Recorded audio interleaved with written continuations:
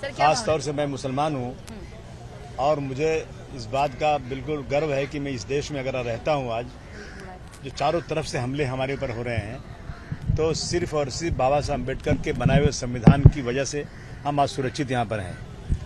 और ये लोग इस संविधान को बदलना चाहते हैं। दुनिया का सबसे अच्छा संविधान बदलने वाले की क्या एजुकेशन है पता नहीं, लेकिन जिन्होंने लिखा है 32 डिग्रियों के मालिक, पढ़े लिखे, उसके संविधान में इंटरफेरेंस करने की बात ऐसा है कि आसमान पे थूकना है।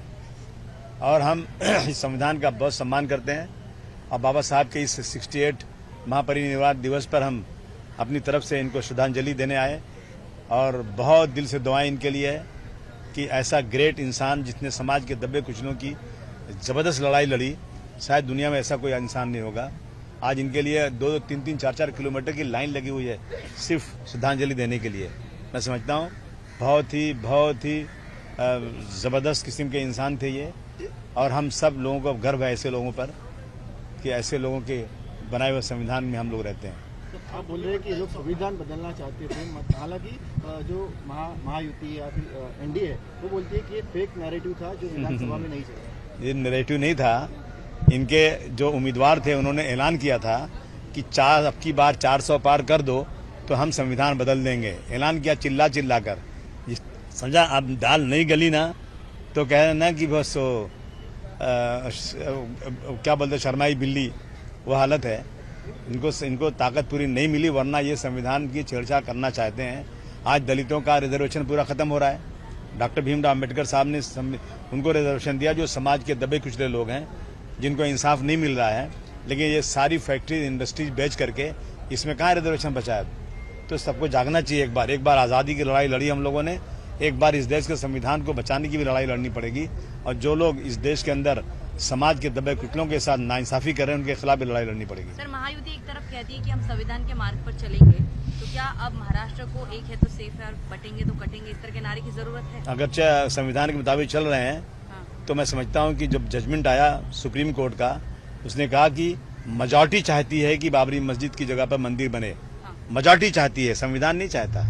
अगर मेजॉरिटी से फैसला होगा तो हम तो हमेशा माइनॉरिटी में रहेंगे, हमारे खिलाफ फैसला होगा। और ये 6 दिसंबर को बाबरी मस्जिद डिमोलिश क्यों की गई? जानबूझकर कि हम संविधान को नहीं मानते, इसलिए उस दिन इन्होंने डिमोलिश किया था। मैं समझता हूं कि महायुति का जो है ना, मुंह में राम बगल में छुरी, बोलना कुछ है काम कुछ है। तो सर, महायुति का कल जो सरकार स्थापित हुई, शपथ विधि हुआ, उसमें एक भी विपक्ष का नेता नजर नहीं आया। क्या आपको निमंत्रण दिया गया था और विपक्ष का एक भी नेता नजर नहीं आना, किस तरह से देखते हैं इसको? नहीं, ऐसा है कि विपक्ष है ही कहाँ है, बहुत कम विपक्ष है। अब नहीं कोई क्यों नहीं गया, मैं तो था नहीं यहाँ पे, बाहर था मैं, इसलिए नहीं गया मैं। लेकिन अब वो चुन कर आए, उनको बधाई, मुबारकबाद उनको। लेकिन मैं यही कहूँगा कि अगर आप ये कहते हैं कि हम छत्रपति शिवाजी महाराज के महाराष्ट्र में हैं, हम उन्हीं के आइडियोलॉजी पर सरकार चलाएंगे, तो कम से कम कुछ लज्जा कीजिए। और छत्रपति शिवाजी महाराज के नाम को इस्तेमाल करते हैं तो उनके रास्ते पर चल के दिखाइए, तो मैं समझूँ कि हाँ। सर, मरकटवाड़ी जहां पर बैलेट पेपर पर चुनाव लेने की कोशिश की गई थी, वहां पर अब ऐलान किया गया है कि राहुल गांधी वहीं से जो है ईवीएम के खिलाफ लड़ाई अपनी शुरू करने वाले। क्या इसमें समाजवादी पार्टी या फिर अबू आजमी, आप जो नेता, देखिए ऐसा है ना, ऐसा है कि अब मैंने एक पाकिस्तान का वीडियो देखा अभी, एक कोई जिसने इलेक्शन का इंचार्ज था ऑफिसर, उसने कहा कि मुझे फांसी हो जाना चाहिए। मैंने ऐसे लोगों को हरा दिया जो 70,000 से चुन के आने वाले थे, उनको मैंने 70,000 से हरा दिया। हम लोगों ने बहुत गलत किया, हमको फांसी होना चाहिए। हम सुसाइड करना चाहते हैं, परंतु सुसाइड करना गुनाह है, पाप है, इसलिए हमें सजा दी जाए, चौराहे पे हमको फांसी दे दी जाए, हमने गलत काम किया है। तो मैं कहता हूँ राहुल गांधी जी से कि उस आदमी को पकड़ो जो कह रहा है कैसे उसने हराया, कहीं वही टेक्निक यहाँ भी तो नहीं चल रही है।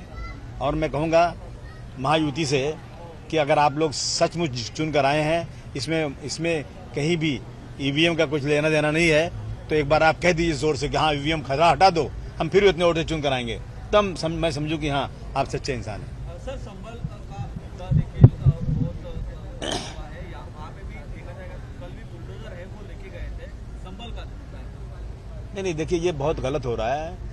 अभी समझिए जब एक बार 91 में एक लॉ बन गया, तो फिर उसमें जो भी ये पूजा स्थल है जिसका है 1947 में जैसा था वैसा ही रहना चाहिए। मैं इस देश की 140 करोड़ जनता से मांग करना चाहता हूं कि 91 का जो कानून है वो लागू होना चाहिए। जिसकी मंदिर है, जिसकी मस्जिद है, जिसका गिरजाघर है, जिसका गुरुद्वारा है, जिस तरह था 1947 वैसे ही रहना चाहिए। इसमें कोई इंटरफेरेंस नहीं होना चाहिए। इनको लगता है महायुति को कि यही सब करने से चुनकर आ जाएंगे, पोलराइजेशन हो जाएगा, बटेंगे तो कटेंगे। कौन बटेगा भाई? हम तो कहते हैं जुड़ेंगे तो मजबूत होंगे, सेफ होंगे। तो इस तरह की बातें करके जनता में एक भ्रम पैदा करना, मैं समझता हूँ कि जो लोग भी धर्म को लाते हैं राजनीति में वो अच्छे आदमी नहीं होते।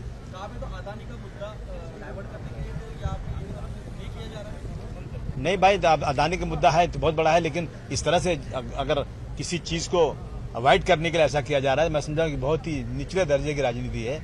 इस देश में रहने वाले हर व्यक्ति को अपने अपने पूजा स्थल पे रहना, उसमें इबादत करना, और ये देश धार्मिक देश है। हर आदमी को अपने धर्म से मोहब्बत है, उसके लिए मरने कटने को तैयार रहता है। तो सरकार ऐसा कोई काम नहीं करे कि रोजाना सिर्फ धर्म के नाम पर लोगों को बांटे। देश में भुखमरी है, देश कर्ज से डूबा जा रहा है, देश के अंदर लोगों का काम नहीं है। हर बच्चा पैदा होने वाला 2,60,000 का कर्जदार है। इस पे सोचो, इस पे बात करो तो मैं समझूं कोई अच्छी बात हो रही है। मस्जिद का लाउडस्पीकर उतार